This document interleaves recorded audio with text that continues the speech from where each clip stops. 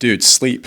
Okay, this is arguably one of the most important things, yet put into the most vanilla box for most people. It's not sexy. Yeah, and I think that you and I have been diving into sleep a lot recently, and I know you and I kind of had some texts before we chatted that you're experiencing some interesting things, and man, let's talk sleep. What are you doing now to optimize sleep? So it depends where I am, right? But one of the more interesting things that I've been thinking about with sleep recently is this guy. So this is I got this on Amazon. It's a CO2 meter, right? So you can see that right now in this room, it's 677 parts per million. And we've been recording in here for a little bit. And when we started, it was, I think, 540. Mm-hmm. So we've only been in here for 45 minutes an hour, and it's already gone up more than 100 parts per million.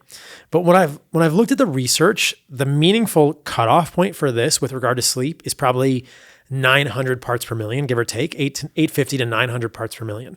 So ambient carbon dioxide, if we were outside, we were just working out in your gym here, and if we have the door open, it'll be like 410 to 450 parts per million carbon dioxide.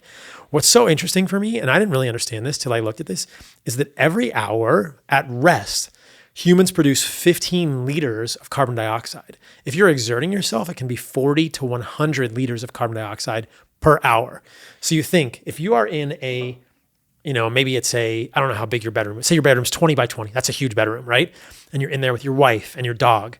Over the course of 8 to 9 hours, if the whole room is closed, you are talking about hundreds of liters of carbon dioxide that go into that room that are not getting, where are they going, right? And maybe the air conditioning is pulling them out, but the whole house is just sort of circulating this air. So a lot of people, if they're in a small room especially, will see, or multiple people are sleeping in the same room plus animals, you'll see levels of carbon dioxide that easily go over 1,000 parts per million while you're sleeping. That's wild. And up to 2,000 even.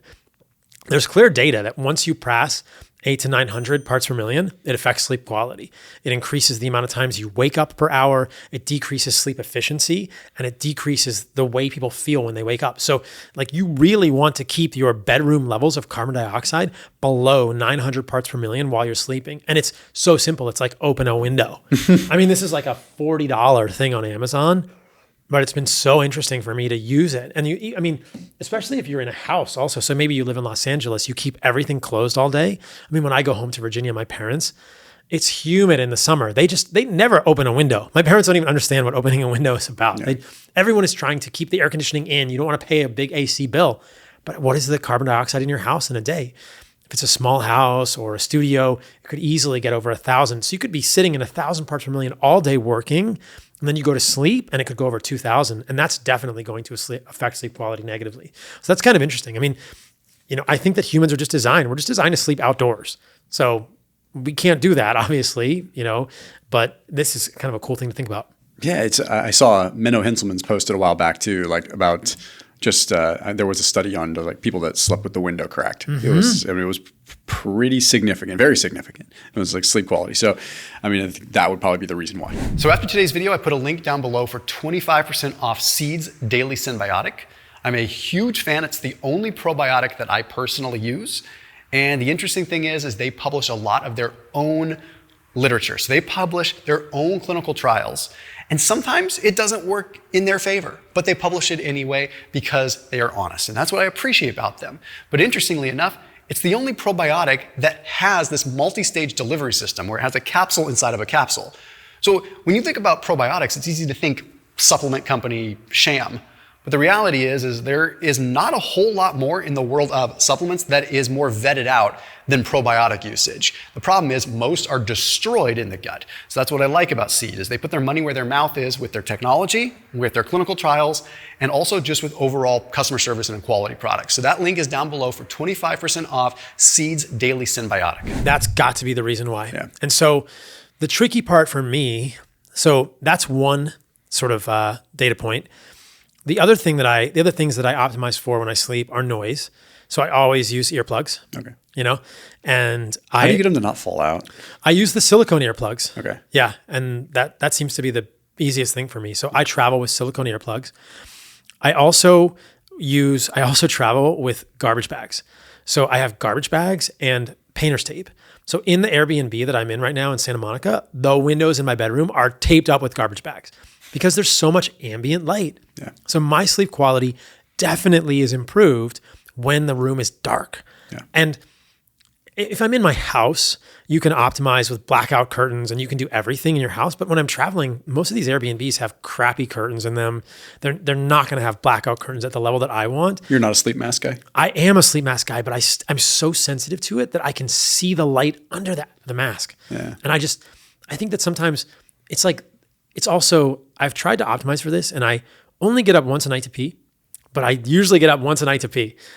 Even if I don't drink water for a few hours, I still get up maybe once a night to pee. And it's that, I wake up in the middle of the night to pee and I'm all the ambient light from the room, in the hallway. And so I really like keeping the room very dark, very dark. And it's a great hack. So if you're traveling, if you have a bedroom that's yours, make it as dark as possible, but you have to kind of triangulate that because I need to have one cracked part of the window that's like open air, but the rest of the window is blacked out. Yeah. So there's a small amount of like one window in the bedroom that is going to have open air and I can't black that out because I need air to come in and then everything else is blacked out. And then what also I do is I have to crack the bedroom door a little bit so that there's airflow to the rest of the house because you can't just have the air won't come in the same way unless you have cross ventilation. So you either have to have two windows open so it cross ventilates or one window and then like the door cracked or something. So that's what I'm kind of working with now in terms of the darkness in the room. And then I want it cold. And then I think about like, obviously blue light is a huge thing before I go to sleep. I try to avoid that like the plague. I'm going to sleep at the same time every night if I can do it. Obviously switching time zone is hard with that. What about, do you notice a difference like when you're in Costa Rica versus here, like perhaps with like non-native EMF and sleep? I think there's, I want to talk about that for a minute. Again, it's just anecdote, right? Yeah. I've never seen a published study on basically RF EMF and sleep, so radio frequency EMF. Non-native EMF is just a big term that encompasses everything that's non-native. So it could be in the RF band, which is most cell phones, Wi-Fi routers, and computers, or it could be in the ELF band, which would be like outlets and magnetic fields. And so I think about both of those when I travel now, and people probably love this in the comments, but so I travel with a tri-field meter. So these are great. The tri-field is awesome because it does magnetic field and RF. And the magnetic field is something that I didn't think about much. And again, this is just anecdote, but I sleep better when the ELF is low also. So ELF is the magnetic field, and you can just turn the tri-field meter to the magnetic field, and the units are milligauss, right? The RF band, you're microwatts per meter squared. So that's RF versus milligauss. So it's like magnetic versus the RF band and the EMF. And so what you don't want is a lot of magnetic field. And most houses should be below 1 milligauss. And the Airbnb I'm staying at right now in Santa Monica is like 0.1, 0.2. But I have been in houses randomly. I stayed in a house in Miami that was 4 to 5 milligauss.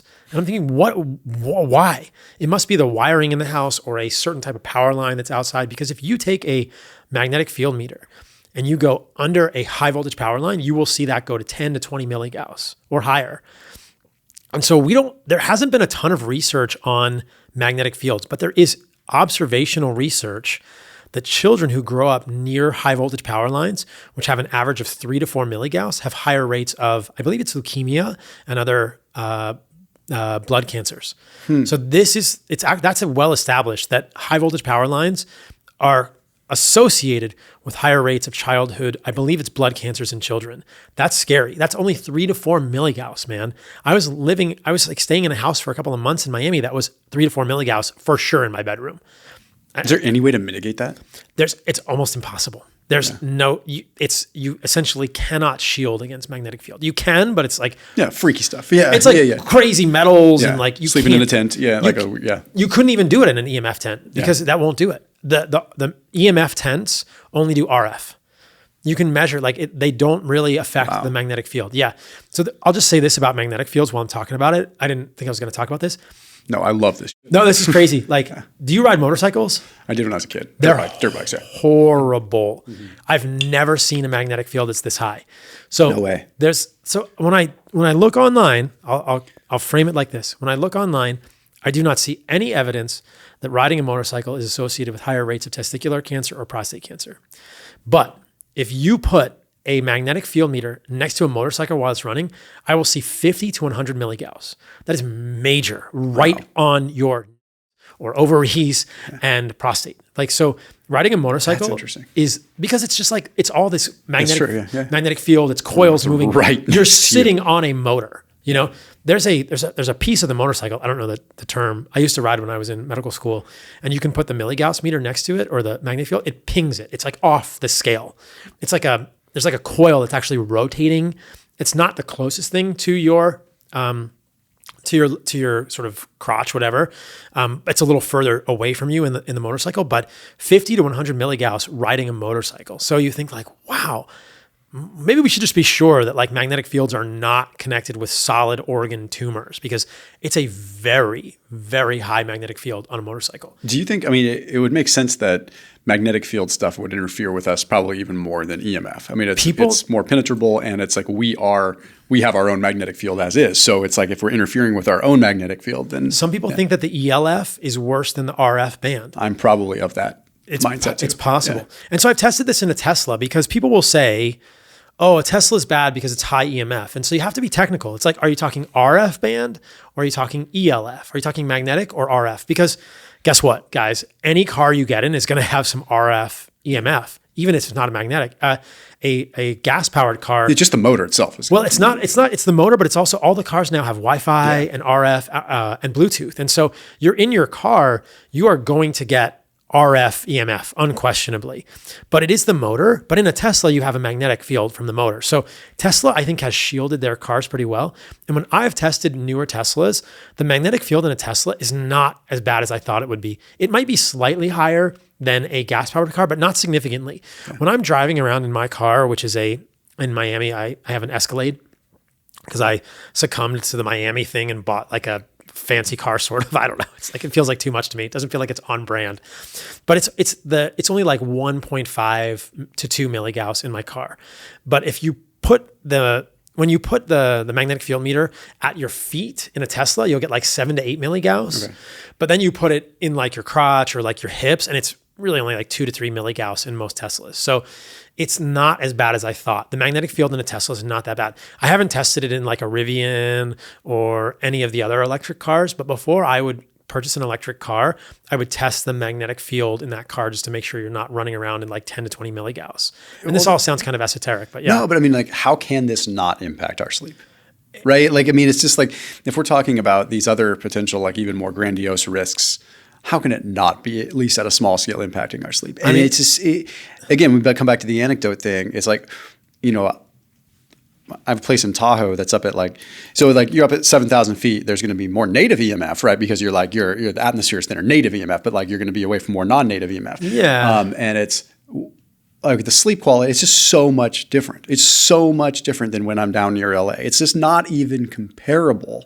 And, you know, I've kind of had some fun looking at different EMF maps, like looking at like, oh, wow, really interesting. And like, we spent a lot of time in Carmel, and I've never been able to sleep well in Carmel. And Carmel is like just south of San Jose, but it's like a really pretty area down by Big Sur. And my wife really likes it, and I'm like, I don't know why I sleep here. For what? It's like sometimes it's mysterious where you see that there's a big nuclear power plant that is in what is it? Drawing a blank on what it is. It's in between Santa Cruz and Monterey. And it actually just had like a major explosion not that long ago. But anyway, it's just like beet red where we are there. And it's like, it's just you have this false sense of security because you're like, oh, it's pretty. I'm by the ocean. I've got all this, but it's just this pocket of deep EMF. And it's like, I never sleep there. And again, I'm drawing all these conclusions. I don't sleep well there. I don't really sleep well when I'm here near LA. But when I go up to Tahoe or when we spend time in Switzerland, it's like sleep like a rock. And there's a million different reasons why, but it's like, that is so clear to me. And I like measuring it. Like, so it's like, I don't like these things because I don't want people to think like it's ghost and you can't measure it. Like you can measure it. You can measure with a tri-field or any meter, the RF EMF and the ELF. Yeah. And I think you have to measure both.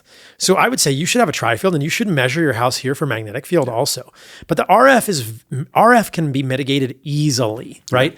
So the way you mitigate RF, EMF, which is like essentially the band, cell phone, computer, microwave, is you turn off your Wi-Fi at night, right? You turn off your cell phone at night. You don't put it next to your bed, right? And you think about what else in the house is producing RF. So your Bluetooth speakers produce RF, your TV might produce RF, and you can literally walk around your house with an RF meter and see it go down. And so I've done this in Airbnbs and I've done this in friends' houses, and it's actually kind of fun because you walk into the house and I think like, I try and give them some context, and I say like, okay, the ambient background at my house in Costa Rica for RF EMF is 0, right? It's 0.0005 microwatts per meter squared because my Wi-Fi is hardwired. My internet is hardwired. I have no Wi-Fi, and there's no cell towers around. So it is possible to get to less than one microwatt per meter squared. If you go in the jungle or the ocean, or you go near the ocean, away from people, or you go to the forest like Colorado, you will see essentially 0 microwatts per meter squared. Now, the high end, to give you context, is if you have your cell phone on and the cell antenna is on and the Wi-Fi antenna is on and the Bluetooth antenna is on, you will see 100,000 to 1 million microwatts per meter squared. So that's the range that we're looking is like 1 or less than 1 to 1 million. And when I measure AirPods, they are pinging to 1 million microwatts per meter squared. So you're basically wearing 2 cell phones in your head all day, pinging all day, right? Let's go higher end. You turn your microwave on, you'll go to 3 million. It sometimes ping, it redlines the meter. You can't even measure, like if I'm holding it a foot outside the microwave oven, 3 million to 3.5 million microwatts per meter squared. That's as high as the meter goes, right? Yeah. That's the top end. So that's the range we're looking at. I want to give people context. So most of the time when I've walked in my friends' houses, you will see 2 to 10,000 or maybe 50,000 microwatts per meter squared walking around the house. So it's not a million, but it's way more than 1 or 0, right? And so I think that like meaningful, this is just my sense, right? I think meaningful levels of RF EMF, like in your house, you really want it to be below like 50 microwatts per meter squared.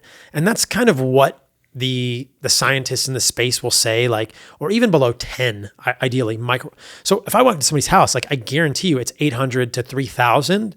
It's not a million, it's not 100,000, but and if I walk next to your Apple TV or your Wi-Fi router, I'm going to see 30,000 or 50,000 microwatts per meter squared. If I look at your cell phone, again, it's 100,000 to a million. If your microwave is on, I'm going to see something massive. The Sonos or any of the companies for Bluetooth speakers, really high.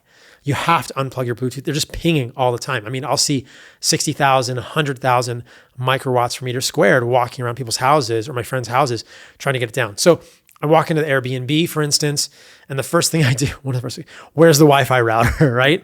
And when I go to sleep, I turn it off. I mean, you can ask Jimmy, my guy who's here with me, like I was texting him last night, where's the Wi-Fi router? I'm going to turn it off tonight, right? And you'll see like it will go down. In Los Angeles, the background is like 1 to 2,000 because there's so much. But I can get it from 1 to 2,000 to like 100 or 150 just by turning off the Wi-Fi router in the house. And then, nobody's cell phone is on. I unplug the Bluetooth speakers and I'm not sleeping next to my computer or my phone, and my phone is on airplane mode. So you can really, really mitigate the RF in your house, but it takes work. Yeah. All right. If we come back to sleep, because I mean, I could go on the EMF stuff forever. But the reason I was saying that is because you do all of that before you sleep. Yeah, for sure. Yeah, that's how you create the right sleep environment. But let's go diet for sleep here. What's your take on glycine? There's a lot of interesting evidence on glycine for sleep. Yeah, I think the evidence is pretty solid. Yeah. I take magnesium threonate before I go to sleep. That's the one that works best for me. But I think some form of magnesium before you sleep seems to have some pretty good data. Yeah. And either glycinate or threonate works great. What about even like I've seen there's some stuff on like just straight up 3 grams of pure glycine. Yeah, I've seen people do it. Yeah, it's sweet. I mean, glycine is an interesting amino acid, The only thing I know with glycine that you just have to be aware of is that if you have polymorphisms for methylation, excess glycine consumes methyl groups. So it interacts with methylation sometimes. So that's the only thing to be aware of. If you don't have polymorphisms with methylation, you're not going to have an issue with it. But I have to be a little careful with glycine because I have MTHFR, I take a methylated B vitamin. And so I think that if I take too much glycine, it appears that I sort of like pull methyl groups from other things into the glycine because excess glycine is, it uses methyl groups when it's, What about, obviously you're having quite a bit of carbohydrates, quite a bit of fruit, quite a bit of honey. Do you can you have that straight up to bedtime, no problem, or do you still limit before bed? I stop eating probably at least an hour or two before I go to sleep. Yeah. Although sometimes, I mean, I can eat a tablespoon of honey before I go to sleep and it doesn't hurt at all. Yeah. I think there's some anecdotal evidence for people like taking honey right before they go to sleep. Yeah. And so for me, like sleep is so interesting. Like what I do in the whole day affects my sleep, right? I'm really intentional about my food. And, you know, I try and get 160 grams of protein per day. But if I have a low protein day, I might not sleep as well because I might get a blood sugar dip in the middle of the night. So like getting enough calories, getting enough carbohydrates from good sources during the day, getting enough protein during the day, that all, at least subjectively for me, stabilizes my blood sugar at night and I sleep better when I get enough. Like, so that's another thing to think about is like everything I'm doing during the day sets me up for sleep at night. Yeah. Yeah. I've noticed like such a just unfathomable difference between days when I spend a lot of time outside and just get a lot of sun and how I sleep. So I've thought a lot about this because so many people have theories on the whole, like, why do I sleep well on vacation? Oh, it's because you're not stressed out. Okay, I mean, first of all, let me put this out on the table. A lot of times, like if people run their own business, and you can probably attest to this, I'm probably a little more stressed out when I'm on vacation because I'm away from things. So like that's a moot point. Like I'm like trying to like this illusion of control, you know, right? So I'm trying to maintain things from my phone versus like, so it's not always, yes, I'm in a beautiful place, or yes, I'm going somewhere and I'm happy and there's novel experiences that probably do something for my neuroplasticity in my brain. Right. Okay, yes, but I'm probably a little bit higher stress because I'm like trying to manage things in a different time zone or whatever. Point is that the one thing that I just continually nail down is like when I am outside for long periods of time, for hours and hours, independent of steps, it's just, I mean, the steps matter, but independent of steps, it's just time outside, I sleep hard. So do you think, the question that I have here, which I completely agree with you, is it, and it could be both, is it benefits of outdoor light, which are myriad, and we can talk about the difference between outdoor light and indoor lighting, or is it lack of indoor lighting, right? Yeah. So let's make the juxtaposition here. Sunlight, zero flicker, full spectrum, infrared, UV, and a spectrum of visible wavelengths that is not enriched in blue, right? So sunlight, I think of sunlight, and hopefully this isn't trite, I think of sunlight as whole light, right? Yeah, indoor light is like processed light because we have removed infrared, we have removed ultraviolet, and the visible spectrum is enriched in blue. So you have this sort of Franken-food light indoors. And granted, it's useful, right? It makes us be able to do a podcast now, but indoor lighting, and it's also flickering in a certain way that affects our nervous system. So I wonder, I definitely think sunlight is beneficial, but I wonder if it's the relative dearth of indoor lighting. Yeah. Is it the relative exposure to processed light versus whole light? Or is it benefits of sunlight? It's probably both, but like sunlight is so interesting to me. It's ultraviolet, it's infrared, it's full spectrum, it doesn't flicker. Yeah. And the flicker is something that I think has not been talked about enough because people talk about blue light now before you go to sleep, and that definitely messes with my circadian rhythm. But I can go to a restaurant, and I've done this, Thomas, this is embarrassing. I've gone to restaurants with blue light blocking glasses on because I think like, oh, I'm going to see my friend for dinner.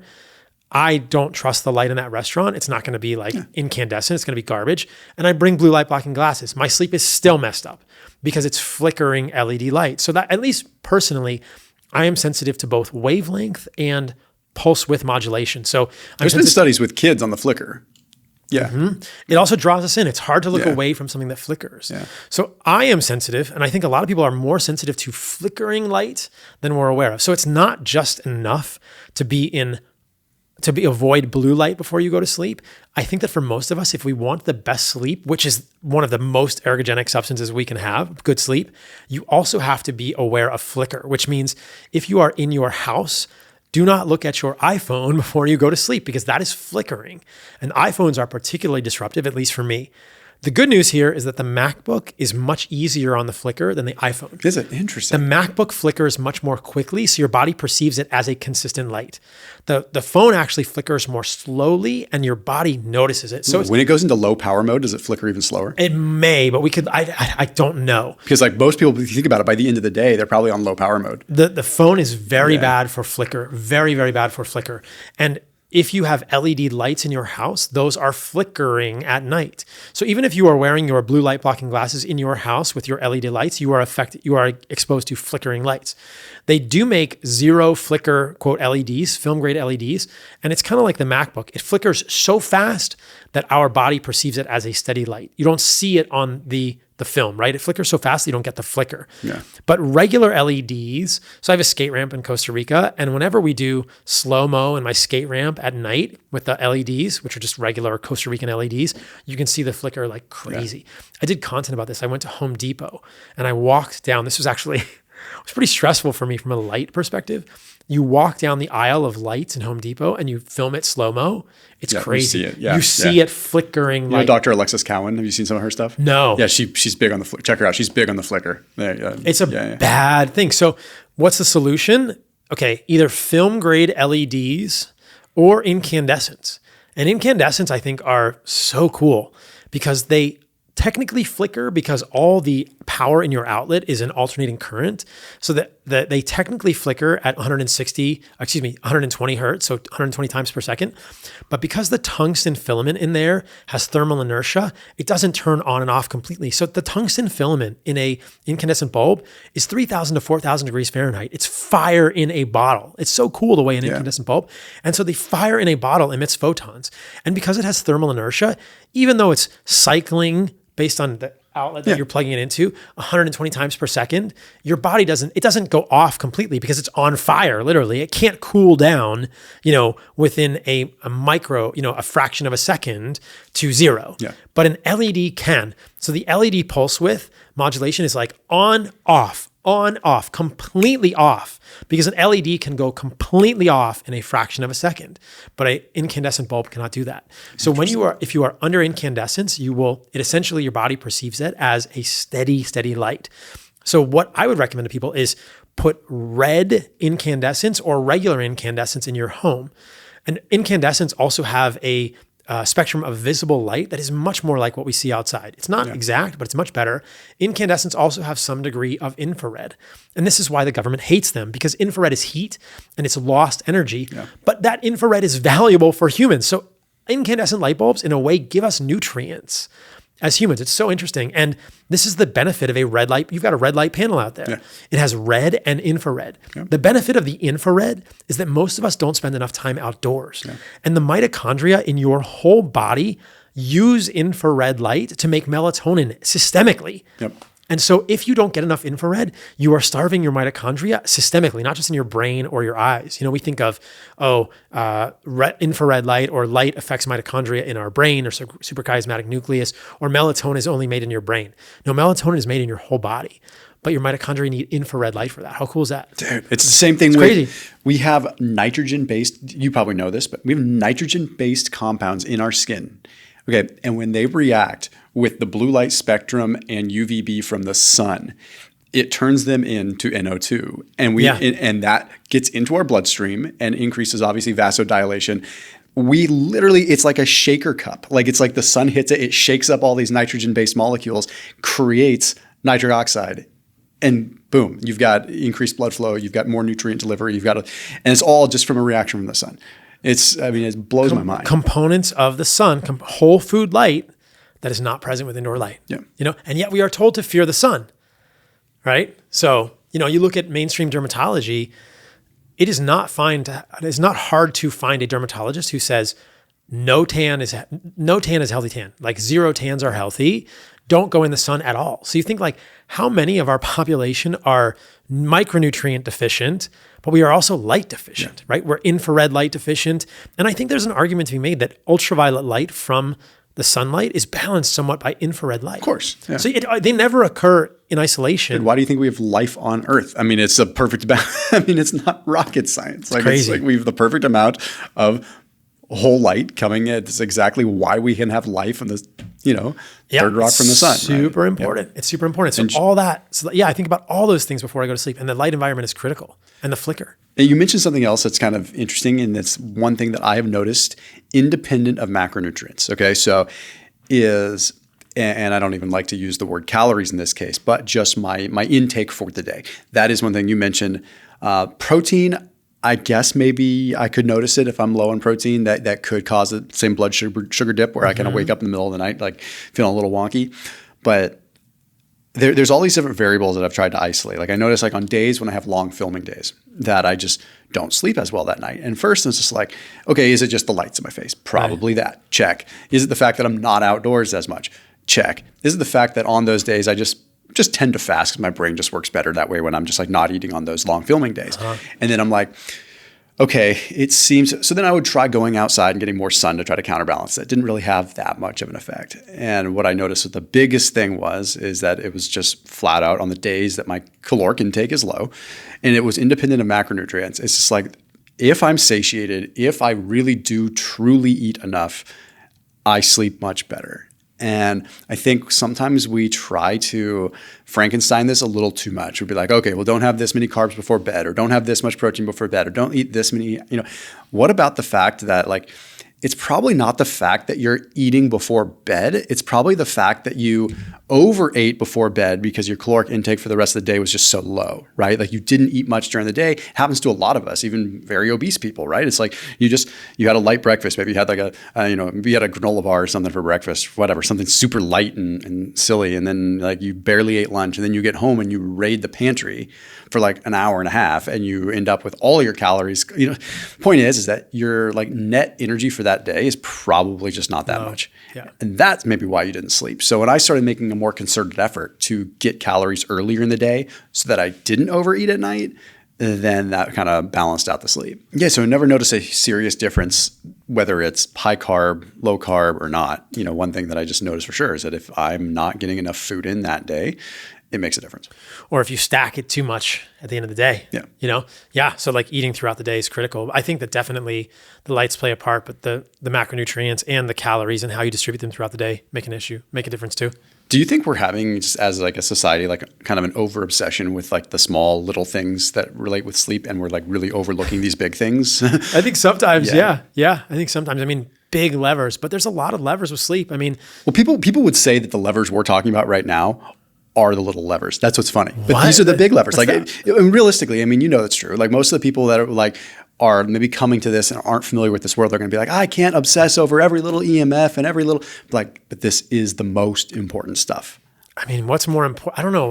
Light, nutrients, EMF, these are big, temperature in the room.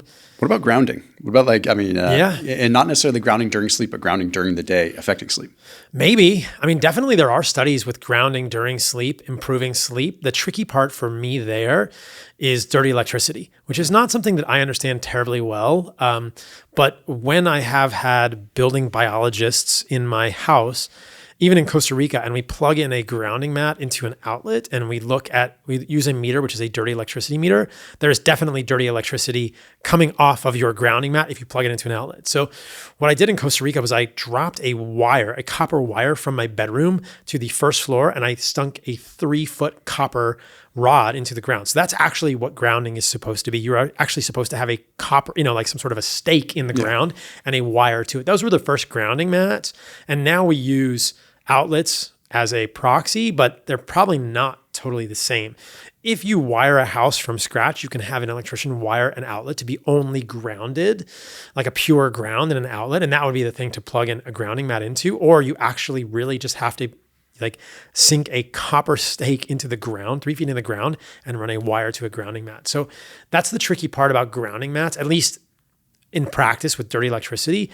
But real grounding, I think, definitely affects. If you look at the literature on grounding, there's not a ton of huge studies. Most of them are less than 60 people, and large-scale trials haven't repeated this. But being outdoors, touching the ground improves markers of inflammation, obviously improves subjective markers of well-being. It seems to potentiates parasympathetic nervous system activation. It does a lot of measurable things to humans to touch the earth. Dude, imagine that. Did you ever see that neonatology study? I think it was in the journal Neonatology. No. This was one of the wildest things. So they took babies that were in incubators, which are obviously going to be very high, EMF, right? So they measured their skin voltage and everything, and then they connected some of these incubators to a ground and like put grounding pads on the baby and then drove it into the ground, right? Oh. So they saw and then they had a control group. The grounded group had a 95% reduction in their skin voltage on the baby. Of course, that makes sense. Not super surprised. 67% reduction or increase in vagal tone.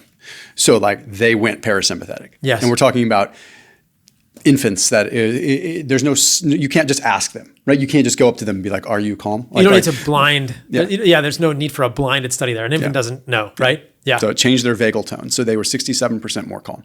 Wow.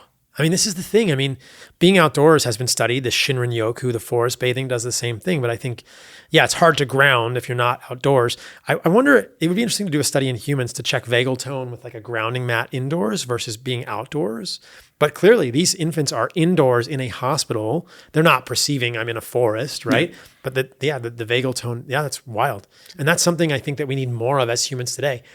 I think that going back to the flicker, my suspicion is that the flickering lights push against that, right? They pull us more to a sympathetic, of course, state rather than a parasympathetic state.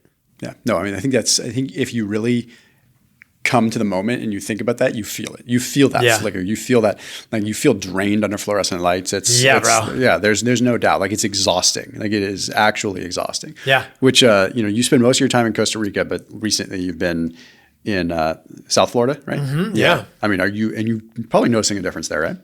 We were talking about this when we were working out today. What I notice subjectively is more when I go to Costa Rica rather than when I come to the States from Costa Rica.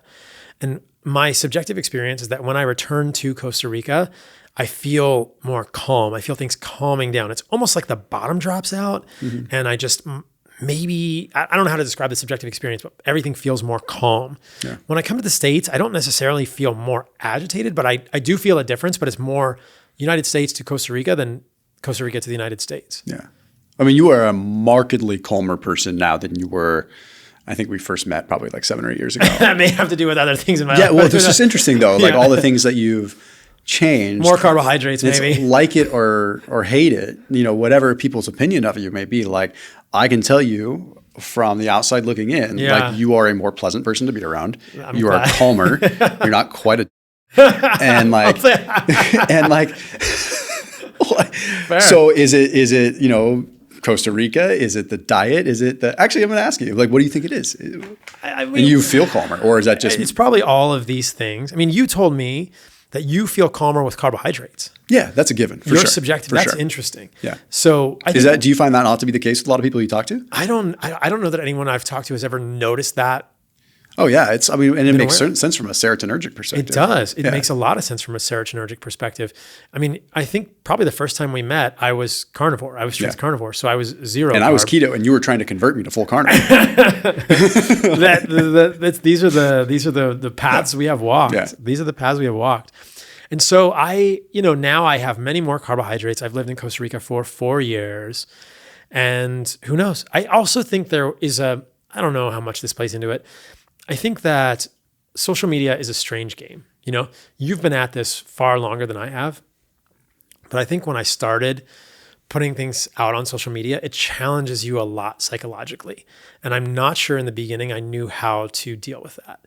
Yeah. And so I probably was experiencing a lot of subjective stress just from being under the microscope and not having thick skin and not knowing how to deal with thousands of voices criticizing me that I've never been exposed to before.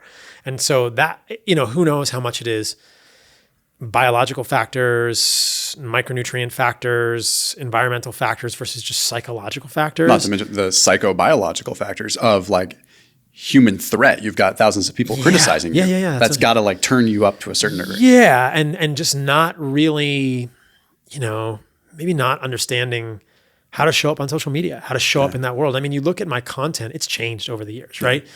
And that's been an evolution. And we were talking about that. Like, it's just interesting for me to try. And I think everyone, I don't know, has that been your experience? Like, I had to really find my voice. Yeah. And it's not something that any education, I don't even know where you would get that education, could prepare you for. It's like, okay, suddenly 1,000 people, 2,000 people, 20,000 people, 100,000 people want to listen to what I say or follow me on some social media platform, to the point that it becomes millions. And you think like, how do I prepare for that? Yeah. Every time I do a post, do I think, are people going to like it? Are they not going to like it? In the beginning, you're just like, I don't know what to do. And you think like, well, this is something I'm thinking about, so I'm going to say it. But then you sort of like understanding the context of that and like how to communicate that to people. There's been a lot of learning there for me. So, I mean, one of the biggest things for me is just sort of understanding nuance, being humbled by bioindividuality, realizing, hey, a carnivore diet helps a lot of people, but probably not great for everyone. Yeah. I mean, it definitely fixes some people's autoimmune disease. And that was probably what I was on about. Like, hey, this is valuable for people. The mistake that I made was not everybody needs to do exactly what I'm doing. So that's a humbling thing to figure out. It is. And then you sort of go through that process in your psyche, like, oh, maybe what I am talking to people about doesn't work for everyone. Like that's humbling, right? That gets to the core of like who we are and like kind of pokes at our deepest insecurities. I'm not good enough. What I'm talking about isn't right, or I'm wrong. And that's hard. I think everyone goes through that. So yeah, I think that over time I've sort of realized like, oh, there's a piece of truth there, maybe not the whole truth for every human. So how do I, if I want to continue offering people information, what's the best way to do that? So that's been learning for me over time. So I've evolved too. Like I definitely did not start social media with like a full understanding of how I could package it in the way that most people could receive it. So might have been that too. It's a lot of inbound one way or the other. Yeah, like good and bad. And like that's a lot to filter, right? Like I mean, it's like your poor the thalamus is probably just like trying to process all this information coming in, like what to make of it, right? Like it's just like what does it even filter from that? And at the end of the day, it's probably filtering like lots of threat. And like it's hard to have it not make you agitated in some ways. And like I use my reactivity on social media in times like as a barometer for where I'm at in life. Like if I become more, it tells me where I'm at, right? If I can let stuff just roll off my back, I'm in a good place. And that's where I want to be, right? But then there's times when like I'm triggered by things and like, okay, well, that's a perfect barometer of where I'm at. And I think about you a lot because like, your psychiatry background, right? So it's like you have to be aware of this stuff and how it's impacting you at some level. I mean, it's like you obviously had an interest there in the beginning, right? In the beginning, yeah. I mean, that's a whole separate story. Yeah, I never practiced. I don't think of myself in psychiatry at all. I basically left. But you had an interest there. There had to have been. Yeah. It's human. Psychiatry is very human. And the reason that I went to it originally was just because it was so human, and the rest of medicine kind of tries to strip humanity from you as a doctor, but also as a patient. So I loved hearing people's stories, and I like understanding what motivates people. And I like the human aspect of the psyche and like what's coming from. And I think that in medicine, and again, I don't see patients anymore. I make content that I hope is valuable for people. But as a physician, I realize that there's really no way to treat a patient or a human without understanding their story and what motivates them. So it's like foundational, psychology, psychiatry, doing my residency in psychiatry. Like I felt like that was foundational for like fixing people. But in retrospect, it was like, I mean, I honestly didn't really get much out of my psychiatry residency. Yeah. I wish I'd never done it, man, but whatever. It is what it is. I mean, I had an interest, and then it didn't really serve me. And then, I sort of like pulled back at that point and thought like, well, the same things that are making people unwell in their brain and our behavior are the same things that cause inflammatory bowel disease. That's maybe the biggest revelation to me, that what affects mental health, those same things, whether it's nutrient deficiencies or environmental toxins, systemic inflammation, metabolic dysfunction, insulin resistance, those are the things that make people unwell. And some people manifest those imbalances as depression, anxiety, anger, bipolar, 100%. And other people manifest those exact same things as Crohn's. Yep. Or ulcerative colitis. So that was cool to me. But then you realize pretty quickly as a physician, like, whoa, the balkanization of medicine doesn't serve patients if the same things are causing depression and cardiovascular disease. Those are not different pathologies at their root. It's all like imbalance, micronutrient deficiency, immune activation, and metabolic dysfunction. So treat the root cause. But in medicine, we just want to say, you're in psychiatry, so you're going to give these drugs, and you're in cardiology, so you're going to give these drugs, when neither of those disciplines is actually getting to the root cause of the illness. And that's the tragedy. No, man. And I think once the organism, as Laird Hamilton said it was great. He calls it, the organism, right? It's like you take care of the organism, then all of a sudden you see things different, right? Yeah. You see things, you feel things, you're able to intuitively listen to your body when you're in pain or you're distracted or you have all these other things that are going on.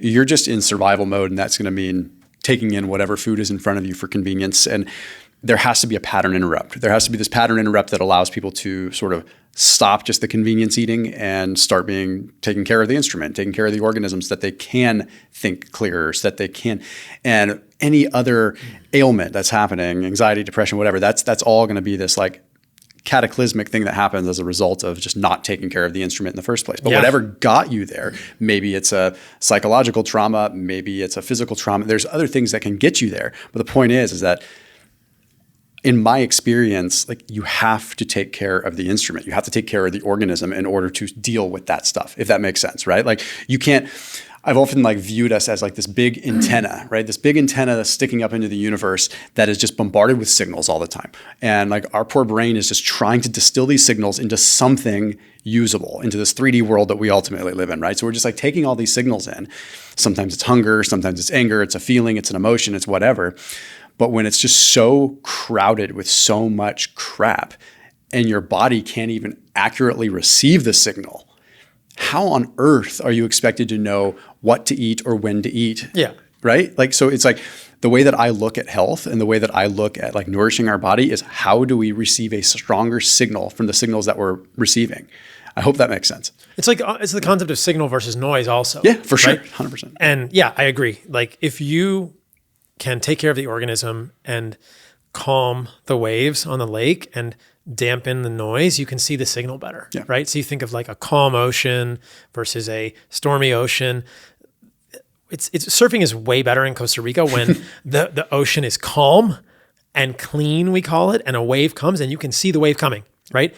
Surfing is not fun when the ocean is really doing this and stormy and the waves all go mesh together and then they do crazy things. And like, it's just like a beautiful, we have a sense of this in terms of beauty, you know, pictures of the ocean. I mean, they're beautiful in stormy times too, but a wave that is a signal amongst calm, it's just a beautiful thing to witness, you know, like a calm ocean with a wave in it. That's just a mesmerizing thing for humans to see. And believe me, stormy oceans are not fun to navigate, whether you're in a canoe or a kayak or a surfboard, that's not fun. So same thing with humans. Like we have to calm the noise by sleeping well, eating well, being in community, getting rid of garbage, having better micronutrients. And then you can feel the signals, which are, I'm happy, or that food didn't agree with me. I'm not going to do that again. That's the true parasympathetic edge is what I call it, right? Yeah. You know, and just to kind of wrap it up, it's like you look at the top performing athletes in the world are not the people that like crank it up to 11. They're the people that know how to downregulate. Ah, true. Right? They're the people that know how to, they can be in game and they can get calm and they can, and why? Because they know how to listen to the signal, not the noise, right?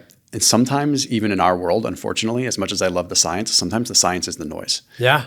And I think that's a testament to like listen to your own personal anecdote and listen to these things, because sometimes like all the studies that we're hearing about on social media and everybody talking a million different directions, unfortunately, that is noise. It can be very confusing for people and noisy. Yeah. Have you heard that expression? You have to turn it off to turn it on. Yeah. Yep. That's Josh Waitzkin. And that's so interesting to me. And I remember hearing a story of Floyd Mayweather before, you know, one of his big fights, not one of his fake fights, but one of his like real fights. You know, he's just laying on a couch in the dressing room, you know, watching TV or something and just chilling out. Like, oh, I'm just chill.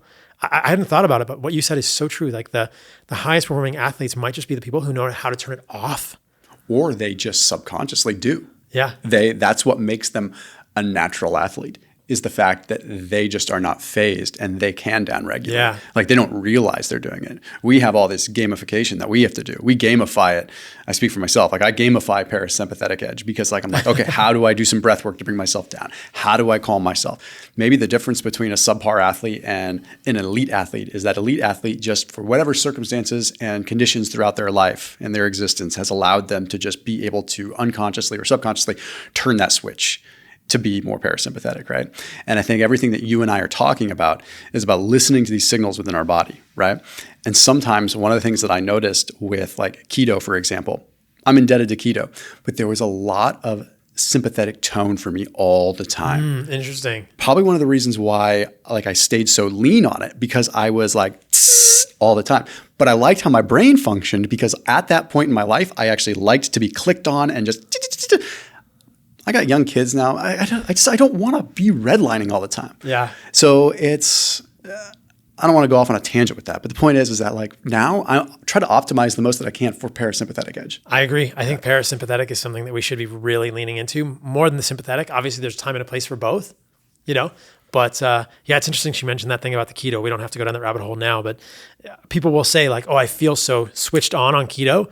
And yes, it can help with some performance, but the reason you're probably switched on is because your sympathetic nervous system is in overdrive and your body's like, go get some freaking carbohydrates, man. Yeah, that can only go on for so long. It can only go on for so long before you just burn that candle down. Yeah. So, for sure, man. Well, dude, it's always a pleasure, brother. Thanks for spending time, brother. I love it. Yeah, man. I'll link out to Lineage and all your other stuff down below. Thank you, man. Right, yeah. Thanks, man.